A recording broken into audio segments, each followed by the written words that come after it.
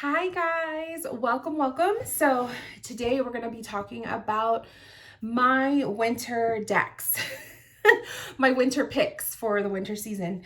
So what I ended up doing was I have a tub or like a box where I like to keep my decks that I pull out for the season. And what I do is I keep them on this shelf here. So this tub actually has all of my Doreen Virtue decks, so all of like my angel decks and all of that stuff. I keep them there all the time because those are like the decks that I'm always consistently pulling for.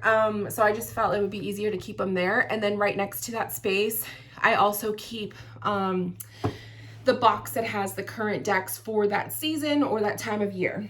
So I only have one repeat deck that I'm going to be bringing from the fall season into the winter season decks. Other than that, everything else is like brand new picks. So let's just dive right in. First off, when it comes to winter decks, I usually think of winter decks as animals. I'm drawn to the animal decks. I'm drawn to black and white or more muted colors. Pastellies sometimes, but it has to be more of like a muted color. I'm also drawn to more oracles than I am tarot, but I did make sure to pull a few tarot decks so that I have something to choose from. But I do focus more on the oracle in the colder seasons. I don't know if that's like a thing with other people, but that's what I've noticed with my work. So I have a blend of the two. I also have the first deck. So this is gonna be the first one I'm gonna show you guys. I'm not doing these in any sort of order. These are just gonna be, I'm just gonna pull them out. But the one I'm really excited for is my newest one, which is Seasons of the Witch Yule Oracle. So I purchased this one a couple weeks ago with the intention of using it specifically for this time of year, obviously. I really love the Samhain one, and I thought that that one was just absolutely perfect for those readings that I was doing. And I just cannot wait to use this deck for, especially like my shadow one. Like I have a specific video reading that is gonna be perfect for this deck. So I just love the way it's written. It's very poetic. The guidebook is so amazing. I've already pulled a couple cards for myself from this deck, and I just can't wait to use it. So if you have the Seasons of the Witch, the Samhain Oracle, then I can only imagine how amazing, and if you love it, I can only imagine how amazing this one is gonna be. So the artwork is beautiful, and I just remember like getting some really deep readings with this deck, or with the other one, during the Halloween season. So I can only imagine it's going to be the same experience with this one. The other thing I really love about this deck, so the Samhain one has the like literally it's like blood red gilding. This one has green. It's like an emerald green. It is so gorgeous. So this deck is really well done, and I can't wait to use it. It's probably going to be the one that I'm going to be picking for every single reading that I do. But it's so good. So that's a must. Okay, so since we started off with Oracle, let's do Oracle first. So out of my Doreen Virtue decks, which like I said, they're all over here, I wanted to just focus on one because I tend to be that person where like, if I bring out a couple of the Doreen decks, like that's all I will use because they're so good. So I decided to go with one. I don't work with this one that much, but the box, and I'm going strictly based off of like what the artwork looks like. And this one is the Angel Dreams. This one, I just think that the artwork, like that, the blues, the yellows, the nighttime, the stars and the moon, it just really makes me think of wintertime, because in wintertime when it's crisp and it's cold and there's usually clear skies, at least up here there's clear skies, you see the stars like crazy. So I don't know, I just really thought of that for the winter season. So I pulled the Angel Dreams, and the cards are really cute. The backs are so sweet. Please excuse my nails. And yeah, it's just like your typical Doreen deck. It's intuitive, you know, it's simple. I really love to use these angel decks as like an addition to a tarot reading. So I think that'll work out perfect. This is the Pythia Botanica Oracle. So this is usually a deck that I will pull out for the spring season when I pull out all of my florals and my plant decks. But I really am drawn to the muted tones in this one, and this just screams winter to me. So I know I wanted to have some plant-based decks for the winter season. I love working with herbs, especially like this time of year when it's cold and I want to make myself a hot cup of tea. I love to blend herbs and make my own teas. So I don't know, I just felt like because I like to do that during this time of year, it's only makes sense to have a plant-based deck for the readings. So love, love, love the card backs. As you could see, you got these charcoal grays and these very muted colors, and it's just a simple little deck. And I don't know, I just think it'll work. I think it'll look really, really nice as an addition to a reading. And I'm more so looking at this from the perspective of like my email readings where I take pictures of the decks. And I love a deck that is going to be visually, you know, it's going to draw the person in. So I think this will be a good pick. Antique and oh wait, no, sorry. That's the tarot deck. That's a tarot deck. We'll do you later. The Winged Enchantment Oracle. This is a newer deck that I picked up from one of the crystal shops that I went to. And I really like it. It's birds. So I love birds. I feel like birds are like a sign of spirit. I just think of birds as like, I don't know, when I'm telling you guys, winter season, the cold seasons make me think of animals. So I thought having a bird deck would be really, really cool. And these cards are absolutely gorgeous. The artwork is so detailed. This is another one of those decks where I think it's more appreciated through the email readings, because when I take the picture of the image, you're just going to be able to see it up close versus in an email or in a video reading. So hopefully someone will book an email reading with me so I can use these decks. But yeah, birds to me are all year round, but definitely the cold seasons, I'm very drawn to animal decks. So that is the Winged Enchantment Oracle.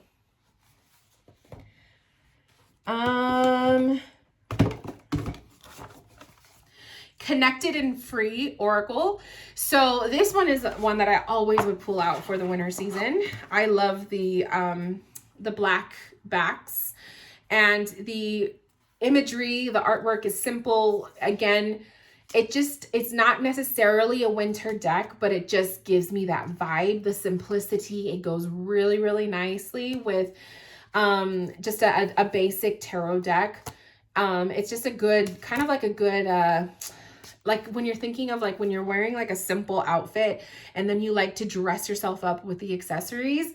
That's how I see Oracle decks, is like they're the accessory that makes the outfit.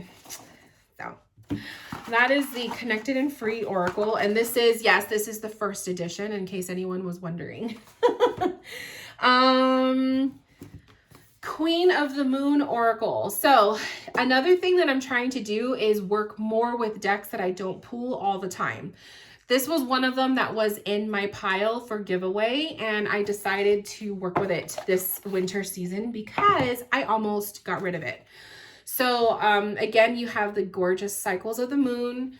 It's not so much a winter deck, but this just gives me the feel of like a cozy, like curling up with a cup of tea, having the fireplace on, giving yourself an oracle reading. Like this is one of those decks where you're going to get that insight, and it just gives you the vibes. Like, I don't know, that's at least what I think when I'm going for something that I want to use in a reading. So hopefully I will fall in love with this deck again. Even as I'm like looking at it, it's just, the artwork is beautiful, and I don't know why I wasn't connecting with it before. So I'm hoping that I can spark that love for it again. This is such a winter card. So beautiful. And then again, it's the themes of the moon. And to me, moons are just so, it's such a winter, like cold season kind of a thing. Whereas we pay more attention to the sun in the summertime, right? So Queen of the Moon Oracle. Let's see if I can fall in love with this again.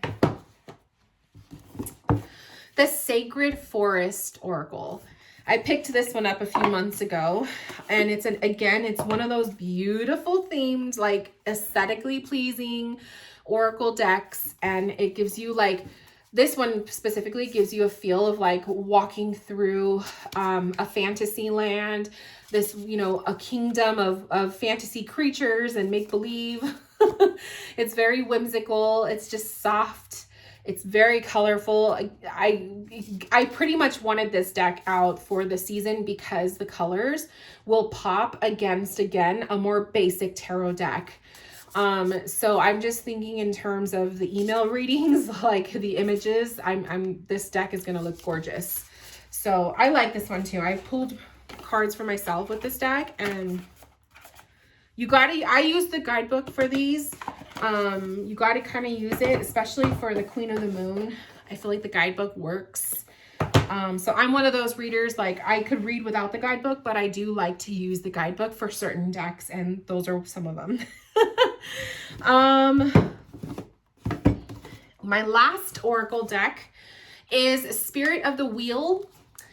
So this one, it's funny, I had this deck a long time ago, and then I sold it, and I wanted it again. So when I went to the crystal shop, I saw it and I was like, I gotta have this.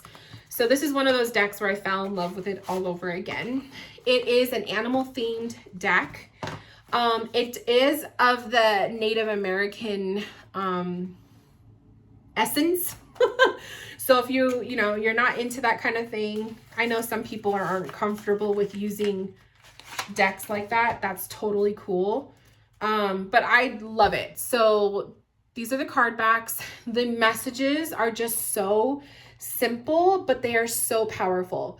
So I do recommend this deck for anyone if you love to work with Native American energy, or just you love the artwork, or you love an animal deck, or you're into the animal animal guides, you know, all that stuff, or you're just pulling like an animal card for an added message. I love these kinds of decks. So I think this one will look really, really nice connected with, specifically with the Connected and Free Oracle. I think these two would really complement one another. But I don't know, it just gives me that feel of the perfect winter deck. So that's another one. I just saw my hubby was calling me, but sorry, hubs, you're gonna have to wait. Hopefully, if he calls me again, I'll have to pick it up, but let's see if we can get through this video. Okay, so let's talk about the tarot decks, you guys. The Broken Isn't Bad Tarot. So I wasn't sure if I was going to use this deck because I kind of already have, you know, a few other tarot decks. So I didn't want to pull too many, but I decided last minute to put it in the pile. It's a black and white deck. It's really nicely done. It's hand drawn like artwork, gorgeous art, one of my favorites. So I think I'm just attracted to this deck for the season because it's black and white and it's very simple. And again, like a black and white tarot deck will pop with like those decks that have tons of color. I just love to match it. So this is one of those decks that it's like a pair of jeans that it'll match anything and everything. So if you're ever looking to pair your deck with something else, if you're like working with a real loud, colorful oracle deck, I do recommend a more plain, like a plain Rider-Waite or a plain black and white tarot deck. Just a little tip. So Broken Isn't Bad Tarot. The Antique Anatomy Tarot. So this is the deck that I was saying that I recycled from the fall season because it has skeletons, skulls, and flowers. But again, it goes with that vibe of, it's like a vintagey feel, but it also goes with that vibe of flowers. So I love these skeletons. I think that, you know, we could safely bring in the skeletons in some of the reading styles. And then also, I feel like it just really goes with the winter theme in a tasteful way. It's not like super like Halloween-y. It's just a tasteful, I didn't even show you guys a skull. Let's see if I can find one. Here we go. So I don't know. I just think it's a really pretty deck. And this is the first edition. This is like the indie version. It's not the mass market one. So the card backs are a little bit different, but this is the Antique Anatomy Tarot, the Ephemera edition. So